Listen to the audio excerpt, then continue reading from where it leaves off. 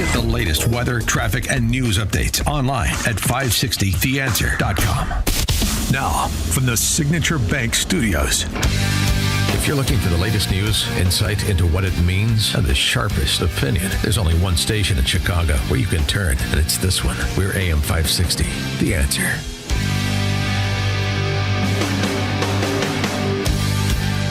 Top of the morning, Dan Proft here, and as I mentioned previously, a lot of people have been telling me about this young woman running for Congress in the city against Jonathan Jackson. Her name is Christian Maxwell. She's a mom, she's an entrepreneur, and she's got a lot of vim and vigor, wants to upend the way things have historically been done in the city and by whom they have historically been done. Maybe done to the city is a better way to describe it. So let's get a handle on the race, and this candidate is going to try to make a race of it against Jonathan Jackson. Christian Maxwell, thanks for joining us. Appreciate it. Good morning, and thank you for having me. I truly appreciate it. So why are you running for Congress against JJ?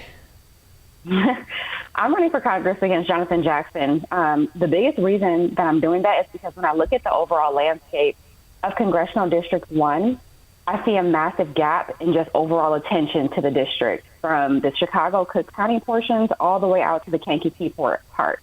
There is no legislation that has been focused on this entire district, and it shows in every area of the district.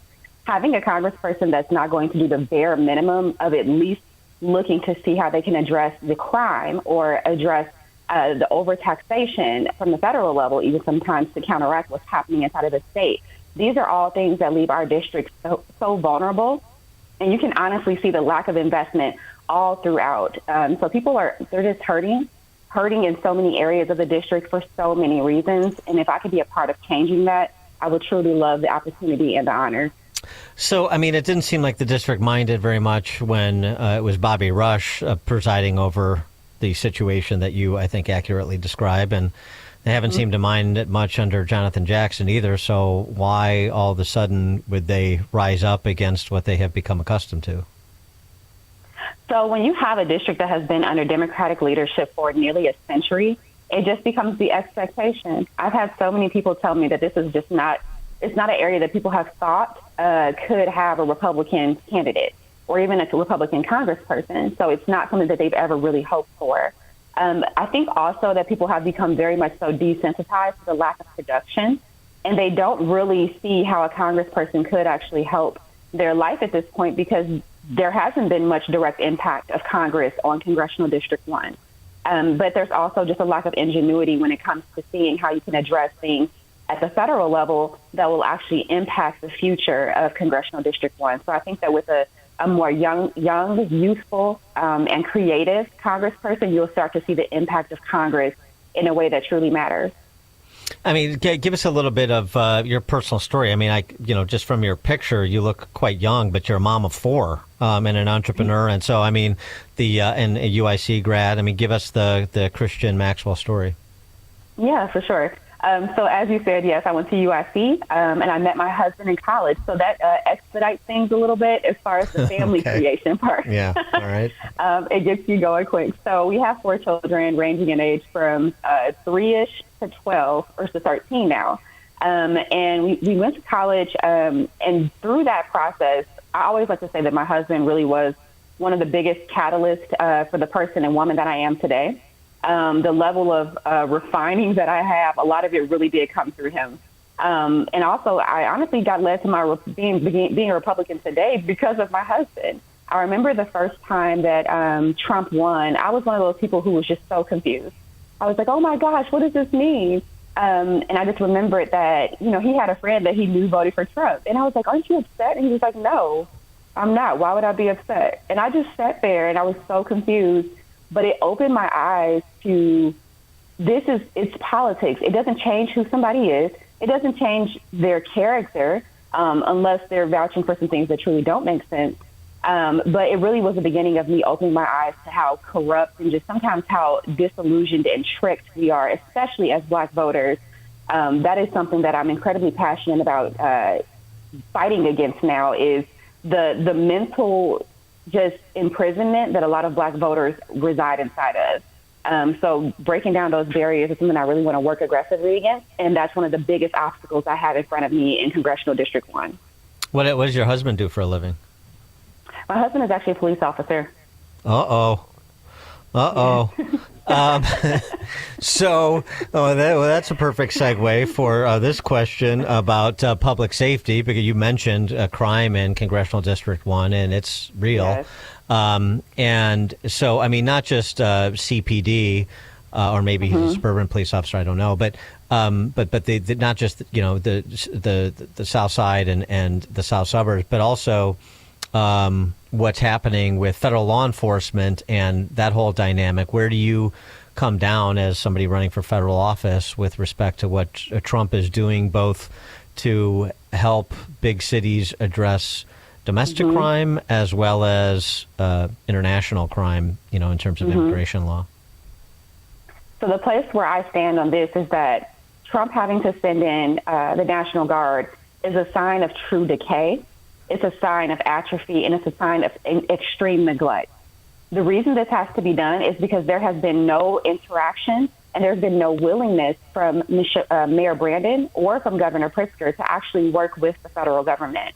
They have declined to give information on criminals that are being released from prison. They've declined to engage and to stop being a sanctuary city. Let's not forget, Trump has multiple times made it very clear that it is not acceptable to be a sanctuary city. But what does Chicago continue to do? Say they are a sanctuary city and they are harboring these people. They've actually gone against the will and desire of the people who elected them.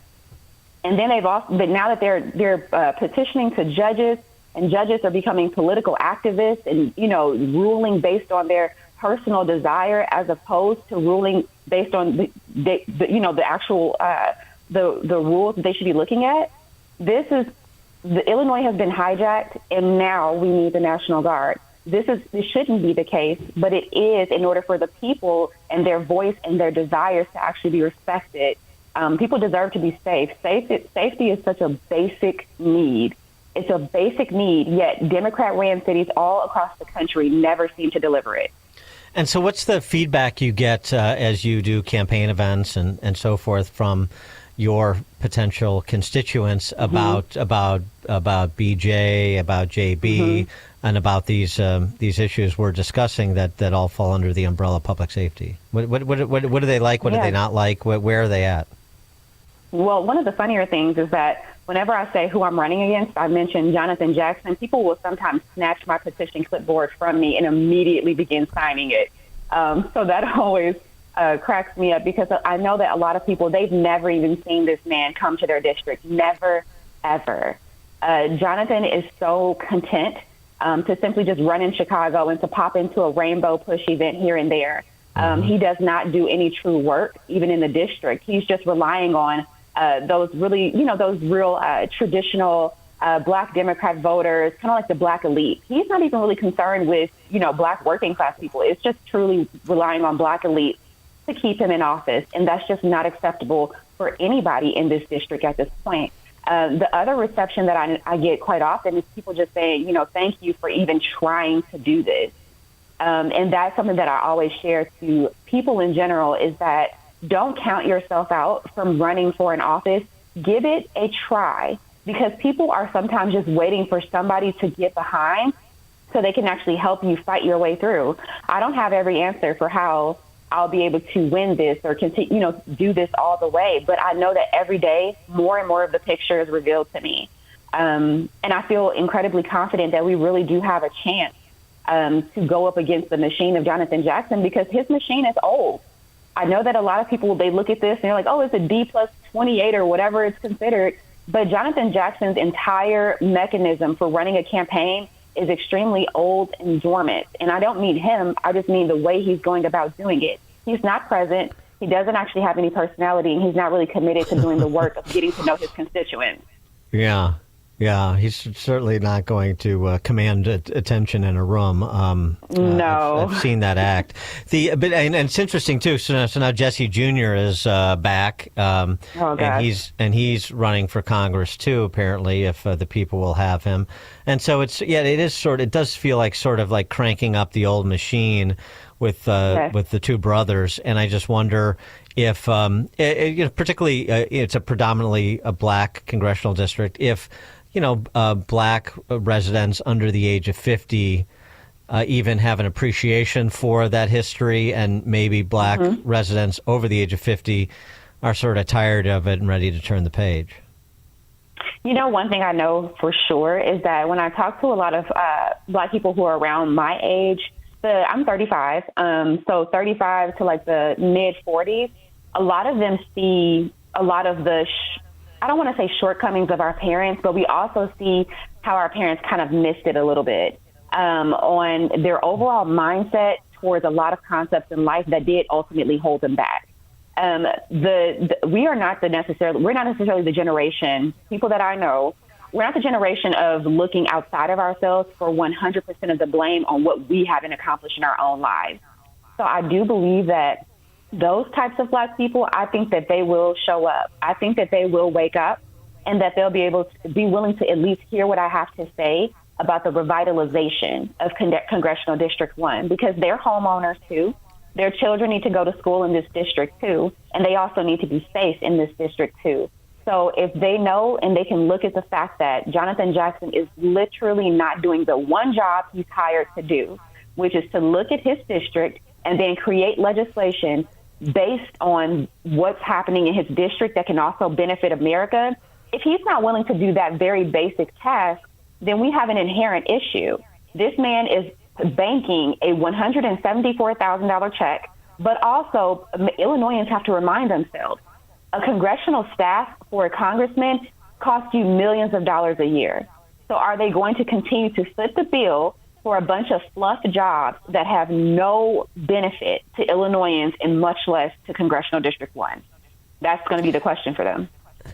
And what about the rap, both JB and BJ, making Chicago an ICE-free zone in addition to a sanctuary city, and calling ICE agents terrorists and racists and stuff? I mean, does that have resonance with the people you're talking about, specifically Democrats, because it's mostly Democrats, even though you're a Republican candidate? I mean, do they just sort of, are they just inured to it, the people that you're speaking with, or do you get a reaction? Is it just, I just wonder what the reaction is.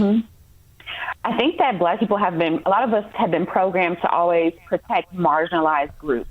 It's kind of like a indoctrination that has happened to a lot of black Americans, is we're always supposed to protect marginalized groups, because if we don't protect them, then it'll be us next. That's something that has always been utilized to manipulate black voters and black people in general. So when we think about the ICE-free zones and all of that, the things that I implore black people to really pay attention to is that, have you seen Brandon Johnson go into neighborhoods that are plagued with crime, robberies, and assaults, and say that they are crime-free zones? Has he done that? No, he just puts up that dumb board all over the city that says "Build Back Better," and he always throws it in areas that are literally the most destroyed.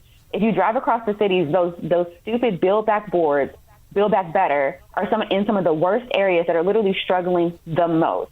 You have not seen him put up. He printed those street signs that say "ICE free" and all of that so fast. Who knew our road services and traffic services, or whatever that is, who knew that could operate so quickly? Yet we have construction that literally is just happening nonstop. So between Pritzker and Brandon, apparently they can be efficient. They came up with ICE-free zones, had signage and events and all of these things, yet crime is literally running rampant. People, their cars are being destroyed from either having the windows shattered. They're being punched in the loop by the loop puncher.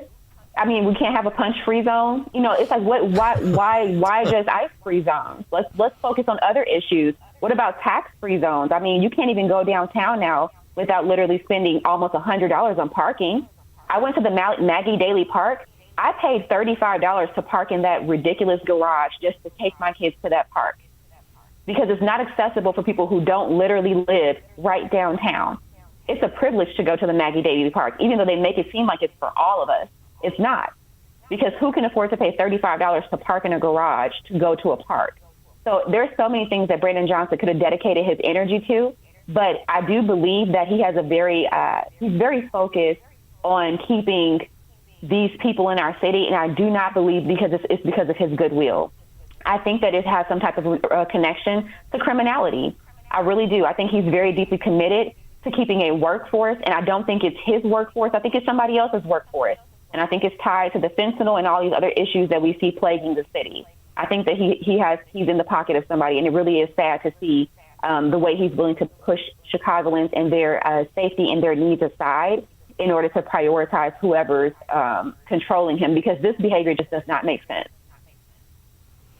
Christian Maxwell, she's a Republican candidate for Congress in Illinois 1. Currently, the current occupant, and I just mean occupant, is Jonathan Jackson, because it could be interesting. I mean, I like it.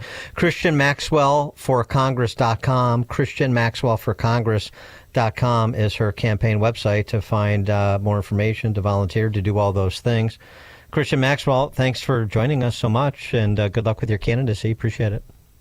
I really appreciate it. Thank you so much. And Christian Maxwell joined us on the Turnkey.pro answer line. There's only one radio show in Chicago talking about today's biggest stories and telling you what they really mean. That show is this one, Chicago's Morning Answer on AM 560, The Answer. Networks, streaming services, retail chains, and tech giants are all adding plus to their names. But where did the concept originate? We may be biased, but we think these big wigs found their inspiration for plus at Hassellist Mattress. Hassellist showrooms are employee-free. Give your mattress a try with no pushy sales guy. Plus, our 35 beds from the top 5 brands start at $393. Plus, unbeatable prices on Tempur-Pedic. Plus, free next-day delivery and setup. Plus, free haul away and disposal of your old mattress. Plus, 60-month interest-free financing on select Tempur-Pedic with a